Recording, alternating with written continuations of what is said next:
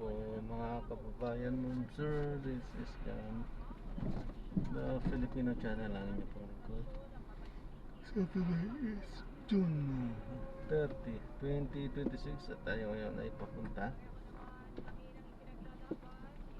dyan yan sa Mesantras sa Treetop Villa sa may Coronado Street, Hulo, Mandaluyong, at dadalhin po natin yan sa may Century City Mall sa may Kalayaan Avenue, Poblacion, Makati po. Ayan, so magbabalik po tayo mamaya po pag nakuha na po natin sila. Disclaimer lang po, content po natin ay kalsada at hindi ang passenger, kaya naman sa kasa kung hindi po naman marinig kayo mga pangalan ng lugar, pangalan ng tao, pangalan ng organizations, government, ay wala pong kinalaman ng channel na ito at wala pong pinapatukulan. Lahat po ng pinag-uusapan dito ay pangong dito lang po yan sa loob at wala pong pinapatukulan sa labas. Magbabalik po tayo mamaya unti pag napuno po natin sila.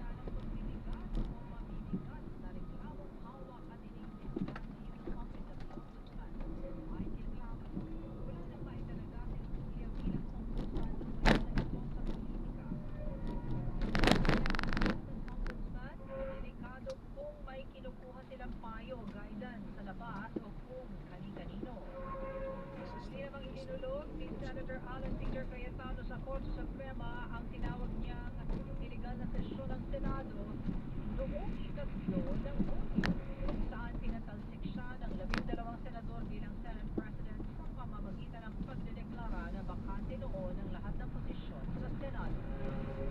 Sa kanyang Facebook live streaming, sinabi ni Cayetano na naghain ang kanyang mga abogado ng manifestation sa Supreme Court para hilingin na magdesisyon ang Korte Suprema sa anya'y iligal na Senate session. Idiniin na hindi ito tungkol sa Senate presidency kundi sa constitutional order at hindi rin anya ito tungkol sa numero sa Senado kundi tungkol sa moral boundaries at mga batas.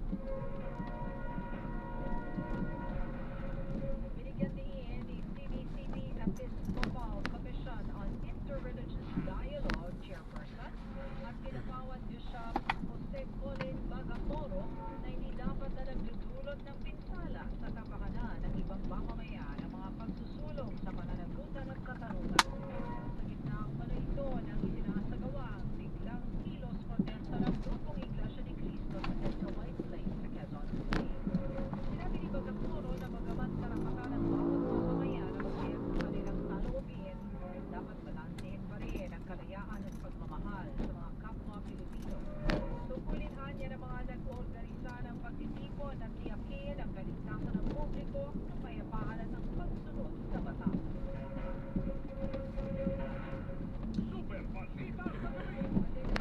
Pagdedesisyon na naman ng Senate Impeachment Court ang pagbukas ng selyadong kahon na naglalaman ng tax records ni Vice President Sara Duterte. Sabi nito ni Senate President at Presiding Officer ng Senate Impeachment Court na si Senator Sherwin Gatchalian. Ayon kay Gatchalian, nakikita ng Impeachment Court na hihilingin ang prosekusyon ng pagbukas ng selyadong kahon mula sa Bureau of Internal Revenue na mangyayari sa impeachment trial. Una rin niya magpapasya mga senator judges kapag maipresenta na ito sa impeachment court. At handa naman ang Senado para sa impeachment trial ni Vice President Sara Duterte. Sisimulan sa Lunes, July 6.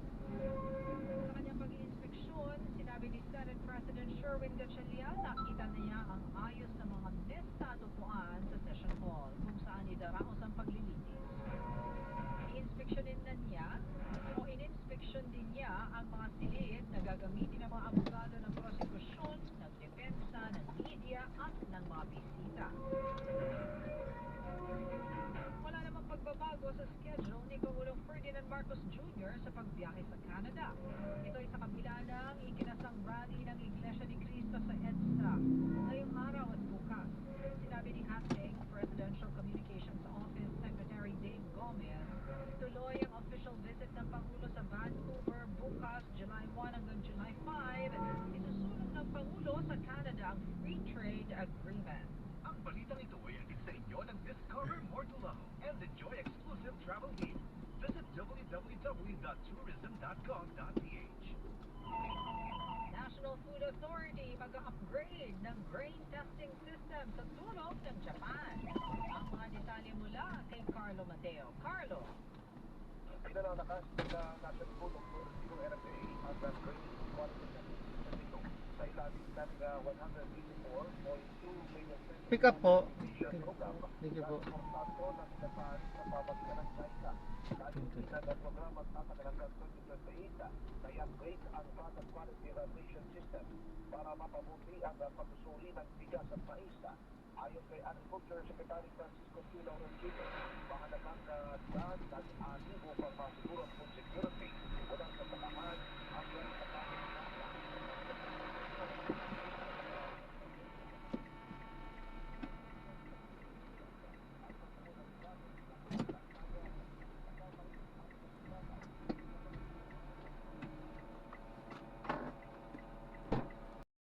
Paano po?